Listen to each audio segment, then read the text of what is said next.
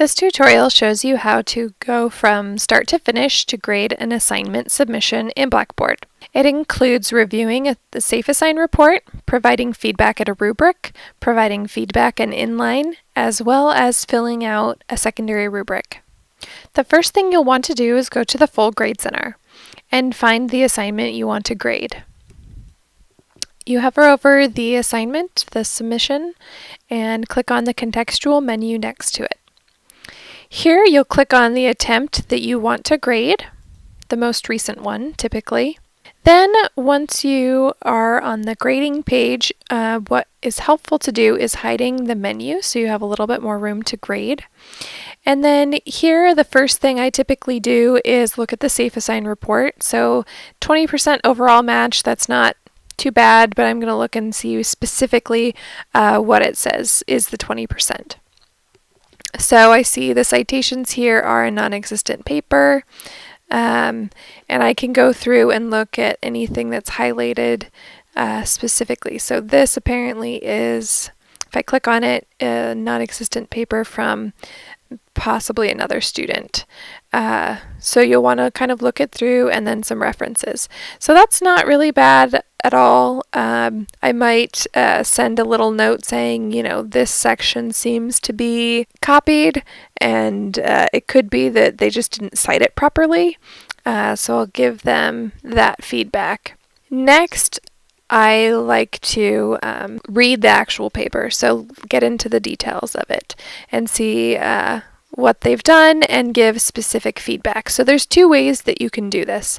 The first is using the inline grading feedback tool, which is called Box.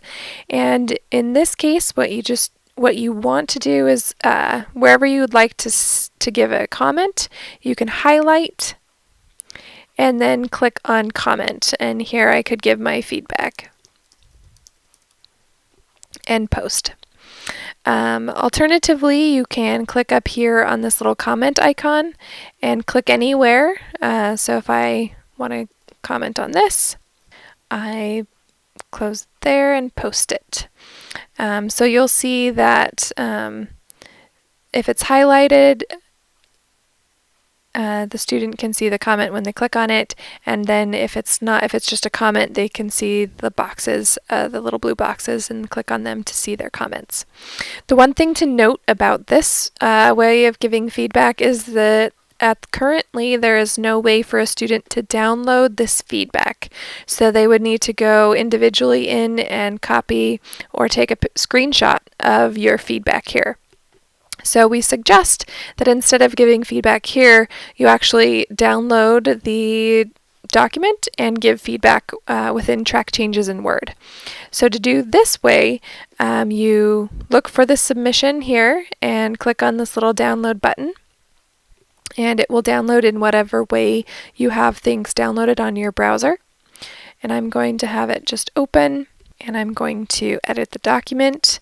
You click on Review tab, and then you click on Track Changes, and you have comments. So I could go through here and make my comments if I needed to change it specifically, or I could just highlight something and click on Comment and leave my comment. So once I've finished reading the whole thing, I go to File, Save As. I'm going to save it on my desktop. And what's helpful is to save it as, Instructor Feedback, so that the student, when they're downloading it, knows it's a different file. So now that that's done, we'll move into the second piece of grading. So giving feedback.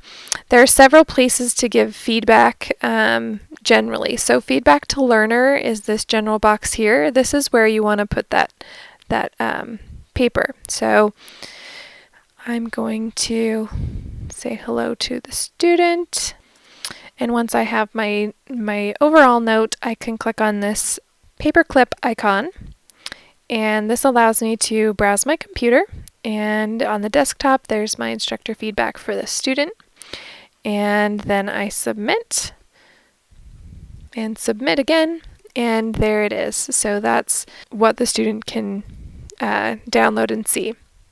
If you want a little bit more room to see this, you can click on the A to open up the full content editor and make changes. And the feedback to learner, the student will see it as a little icon next to their grade. So they'll see their grade on the far right of the My Grades area for students, and then to the left of their grade will be a little bubble.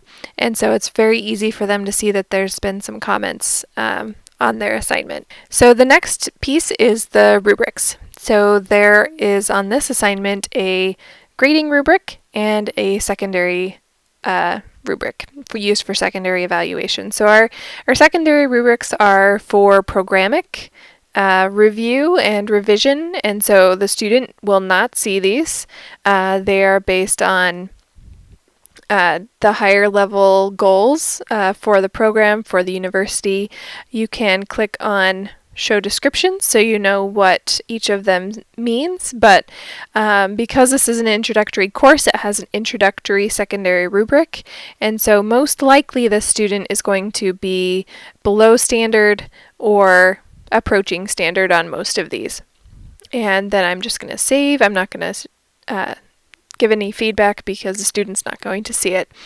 And then I get a question here. Use this rubric as the grading rubric, and I don't want to use this as a grading rubric because it's the secondary rubric and I don't want students to see it and it has no points attached to it. So I'm going to hit cancel and it will still save rubric evaluation completed. It will still save the rubric. If you happen to hit OK instead, it's alright. We can fix it. You just click on the one that you want to use as the grading rubric. And you can also show the descriptions here, and you would fill this out as to the best of your ability. You can use this to give them a low at standard, or a high at standard, or a low above standard. You have a bit of wiggle room for which and how many points or percentages you give students for each of these areas.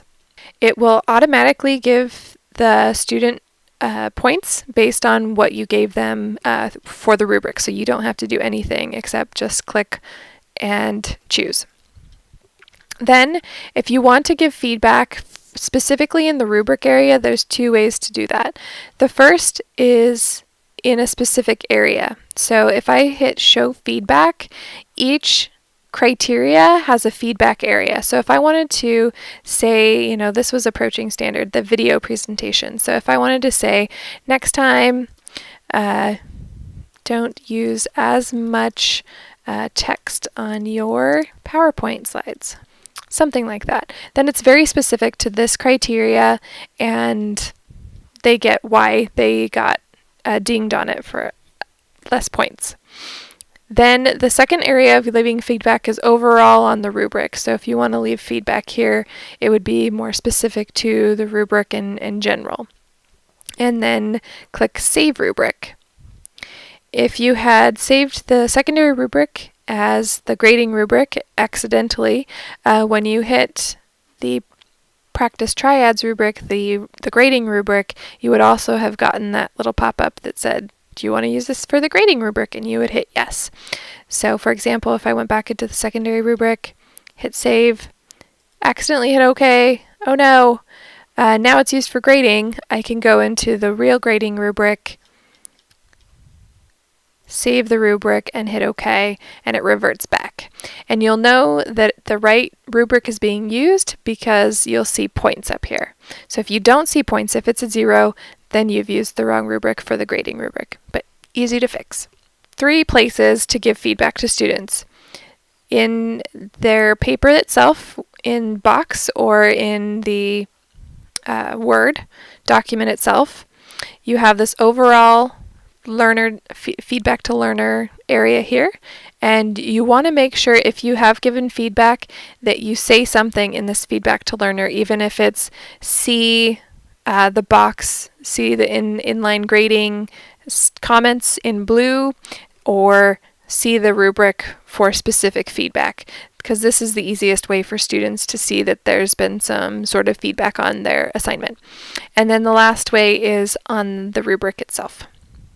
So once you're done, you can either save the draft if you want to come back to it later, or you can hit submit. And once you hit submit, then the student will see their grade, as will you in the Grade Center. And that is how you grade an assignment from start to finish, including all the rubrics and inline feedback. If you have any questions, please reach out to bbsupport@cityu.edu.